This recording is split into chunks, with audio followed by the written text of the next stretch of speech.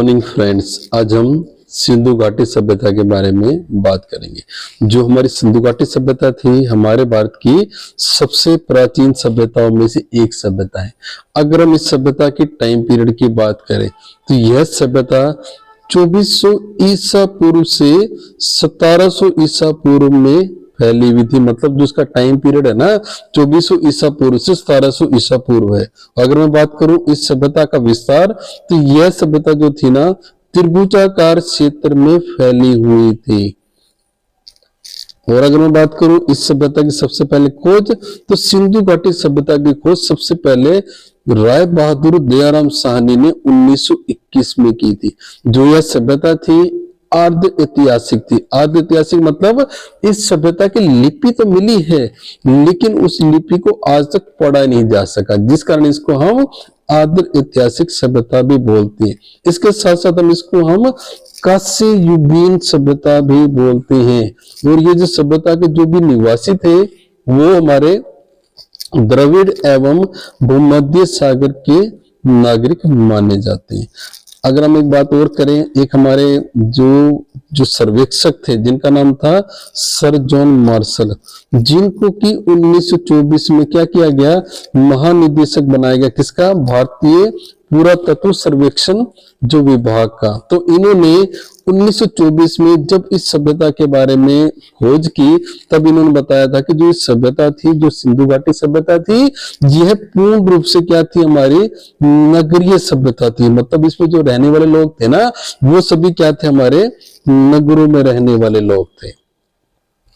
अगर मैं इस सभ्यता के विस्तार की बात करूं, तो यह सभ्यता पश्चिम में कहां से, बलूचिस्तान से लेकर के पूर्व में कहा, आलमगीरपुर, जो कि उत्तर प्रदेश मेरठ में स्थित है। मतलब यह सभ्यता पश्चिम में बलूचिस्तान से लेकर के उत्तर आपके हमारे पूर्व में आलमगीरपुर, उत्तर में यह सभ्यता क्या थी, हमारे जम्मू कश्मीर के मांदा से लेकर के दक्षिण में यह सभ्यता क्या, हमारे दाइमाबाद मतलब कि अहमदनगर या महाराष्ट्र तक फैली हुई थी। अगर मैं बात करूं पश्चिम में बलूचिस्तान, पूर्व में यह सभ्यता आलमगीरपुर, उत्तर में जम्मू कश्मीर और दक्षिण में क्या हमारी सभ्यता महाराष्ट्र तक फैली हुई थी।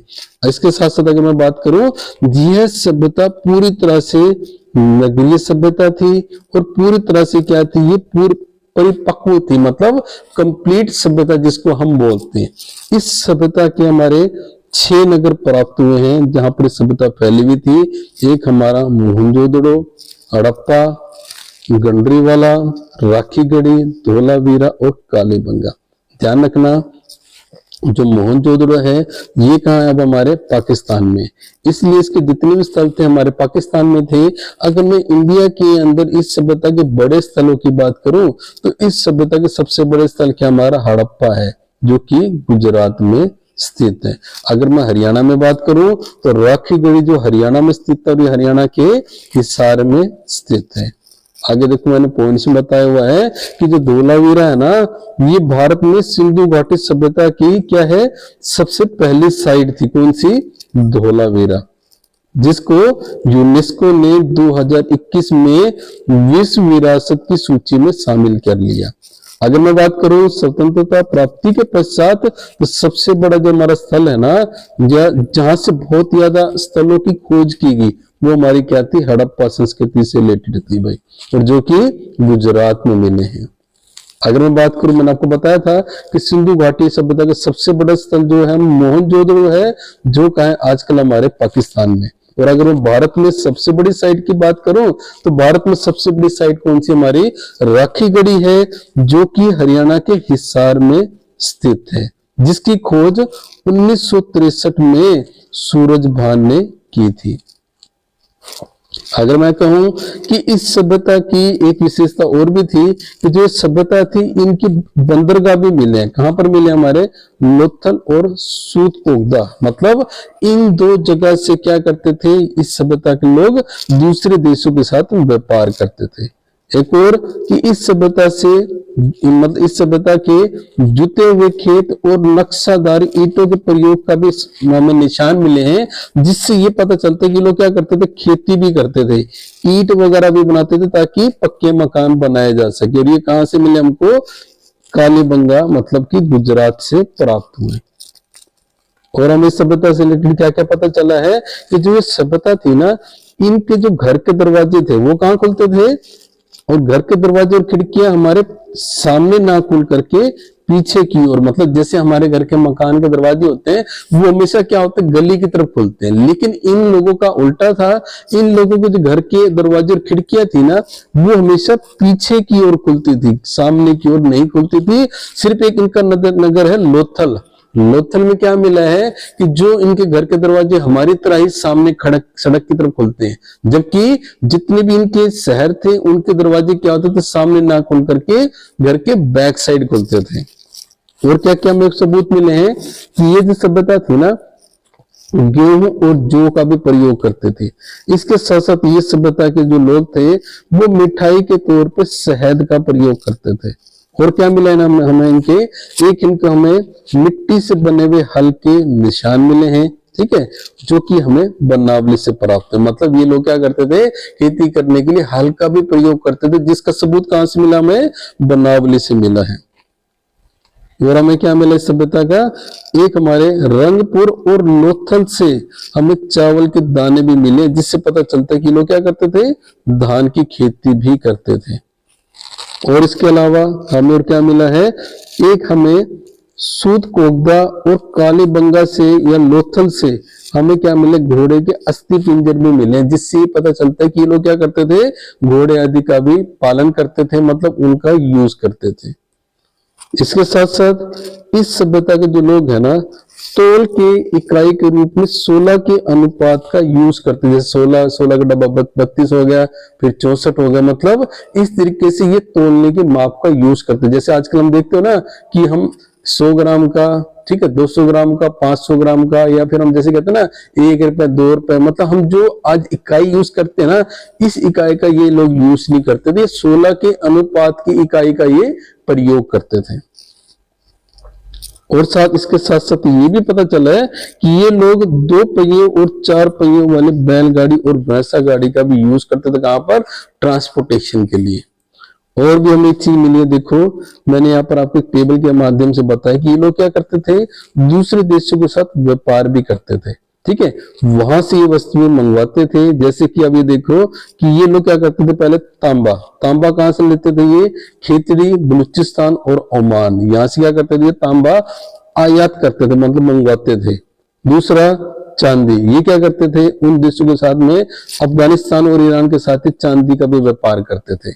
सोने का भी ये किन के साथ में, कर्नाटक, अफगानिस्तान और ईरान के साथ में ये सोने का व्यापार करते थे। टीन का इनका व्यापार था अफगानिस्तान और ईरान के साथ में। गोमेद का इनका व्यापार था सौराष्ट्र के साथ में। लाजवत का इनका जो व्यापार था मेसोपोटामिया से। और शीशे का व्यापार ये क्या करते थे, ईरान से करते थे।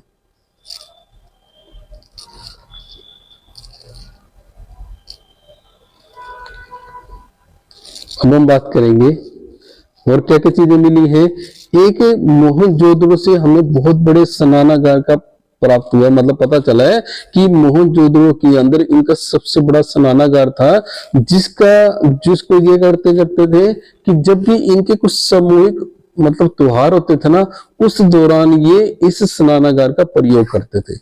अब इस स्नानागार के बारे में अगर मैं बताऊं तो ये 11.88 मीटर लंबा, 7.1 मीटर चौड़ा और 2.43 मीटर गहरा, मतलब बहुत बड़ा स्नानागार था, जिसको कि सामूहिक त्योहारों के टाइम पे प्रयोग किया जाता था। इसके साथ साथ ये लोग क्या करते थे, हवन वगैरह भी करते थे, जिसका सबूत कहां से मिला है, हमें लोथल और कालीबंगा से हमें अग्नि कुंड मिले, जिससे ये पता चलता है कि ये लोग क्या करते थे, उस टाइम के अंदर पूजा वगैरह, हवन वगैरह भी किया करते थे।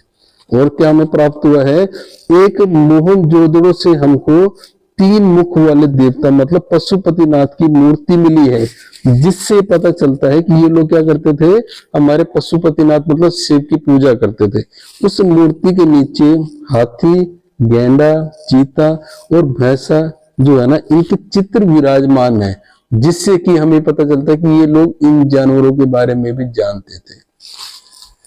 और क्या क्या मिला हमें, मोहनजोदड़ो से हमको एक नर्तकी की मूर्ति भी मिली है, कांस्य मूर्ति मिली है। मतलब एक नर्तकी की मूर्ति से हमें ये पता चलता है कि ये लोग नटराज के बारे में भी जानते थे। इस मूर्ति के द्वारा हमें इनकी कलाओं के बारे में भी पता चलता है।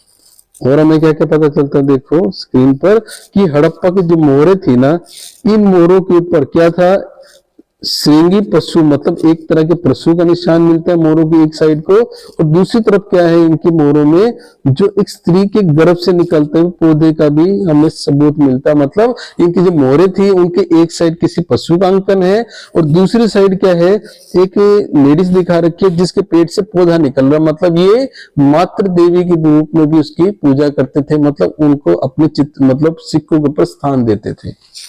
आगे मैं बात करूं, इस सभ्यता के मनके बनाने के कारखाने भी मिले। मतलब ये सभ्यता क्या करती थी, मनके बनाती थी, जो कारखाने हमको लोथल और चुंदड़ों से मिले हैं। और अगर मैं बात करूं, जो इस सभ्यता की जो लिपि है वो भाव चित्रात्मक है। मतलब इस सभ्यता की लिपि के अंदर जो भी लिखा गया ना, वो चित्रों के माध्यम से लिखा गया, जिस कारण आज तक उसको पढ़ा नहीं जा सका। इस लिपि की विशेषता क्या थी, यह लिपि दाएं से बाएं की ओर, देखो जो हम लिखते हैं, हम बाएं से दाएं की ओर लिखते हैं, ये उल्टा लिखते थे। ये कैसे लिखते थे, दाएं से बाएं की ओर लिखते थे।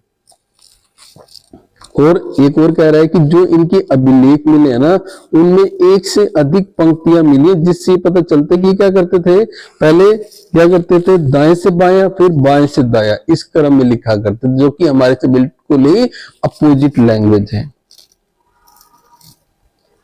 अगर मैं एक बात इसमें एक नोट और बताया हुआ है कि जो हमारी भाषा लेखन कला की जो तकनीक है ना, उस तकनीक का सबसे पहले किसने यूज किया था, सुमेरियन सभ्यता ने। ठीक है, लेकिन सिंधु घाटी ने इसका यूज किया, लेकिन आज तक उसको पढ़ा नहीं जा सका, जिस कारण उसको हम आद्य ऐतिहासिक सभ्यता बोलते हैं। एक और बताया हुआ है कि जो ये सभ्यता थी ना, इनके जो नगर थे ना, ग्रिड पद्धति पर बनाए गए थे। ग्रिड मतलब जो इनके, जैसे आप देखते हैं ना, कोई भी मान लीजिए एक मोहल्ला है, मोहल्ले में क्या है, जो मकान बने हुए ना, उनकी जो गलियां थी ना, एक दूसरे को काटती थी, मतलब कि त्रिभुजाकार रूप में चलती थी, जिस कारण इस सभ्यता को हम ग्रिड पद्धति पर बनाई गई सभ्यता भी बोलते हैं। और भी मैं बताना चाहूंगा, मेसोपोटामिया के जो लोग हैं ना, इस सभ्यता को मेलुहक शब्द के नाम से जानते हैं। मतलब जैसे हम इनको तो सिंधु कहते हैं, तो ये सिंधु नहीं बोलते थे, ये इनको मेलुहा कहते थे। किसको, सिंधु घाटी सभ्यता को। आगे देखो, पिगट ने हड़प्पा एवं मोहनजोदड़ो को एक विस्तृत साम्राज्य की राजधानी बोला है। सिंधु सभ्यता के लोग उर्वरता की देवी, ठीक है, मतलब पृथ्वी की देवी के रूप में क्या करते थे, स्त्री की पूजा करते थे। और क्या क्या मिला है कि ये सभ्यता के जो लोग हैं ना, वृक्ष पूजा, शिव पूजा, ठीक है, इन दोनों की पूजा करते थे, क्योंकि ये क्या मानते थे, अपने आप को इनका देवता मानते थे इन चीजों का। तो ये वृक्ष पूजा और शिव की भी पूजा करते थे। एक और बात है, इस सभ्यता के जो लोग है ना, स्वास्तिक चिन्ह जो है ना, इसी सभ्यता ने हमको आज दी है। अगर आज हम स्वास्तिक चिन्ह का जो यूज करते हैं ना, वो चिन्ह हमें इसी सभ्यता की देन है। एक और से बताया हुआ, जो हमारी सिंधु घाटी सभ्यता है ना, ये कुबड़ वाले सांड की भी पूजा करते थे, क्योंकि इसको एक पूजनीय पशु मानते थे। एक और बताया हुआ कि जो ये सभ्यता थी ना, मात्र सत्तात्मक, मतलब जैसे हम कहते हैं आजकल हमारी जो सभ्यता है पितृ सत्तात्मक है। अगर हम अपने पीछे जो सरनेम लगाते हैं ना, अपने पिता का लगाते हैं, लेकिन इस सभ्यता के जो लोग थे ना, अपने पीछे सरनेम पिता का ना लगा के माता का लगाते थे, इसलिए इस सभ्यता को मात्र सत्तात्मक सभ्यता भी बोलते हैं। अगर मैं बात करूं, इस सभ्यता के लोग क्या करते थे, सूती और ऊनी वस्त्रों का भी प्रयोग करते थे। ठीक है, मतलब इस सभ्यता के लोग सूती और ऊनी दोनों वस्त्रों के बारे में अच्छी तरह से जानते थे। और क्या था सभ्यता में, ये लोग मनोरंजन के लिए मछली पकड़ना, शिकार करना और पक्षियों को आपस में लड़ाना, चौपड़ और पासा खेलना आदि साधनों का प्रयोग करते थे। इसके साथ साथ इस सभ्यता के लोग काले रंग से डिजाइन किए हुए लाल मिट्टी के बर्तनों का प्रयोग करते थे। और इस सभ्यता के लोग तलवार से भी परिचित थे। अगर मैं बात करूं कालीबंगा का एकमात्र जो हड़प्पा कालीन स्तर है ना, उस शहर के अंदर क्या है, अब जो शहर है ना उसको दो पार्ट में बांटा गया, एक है ऊपरी एक है निचला।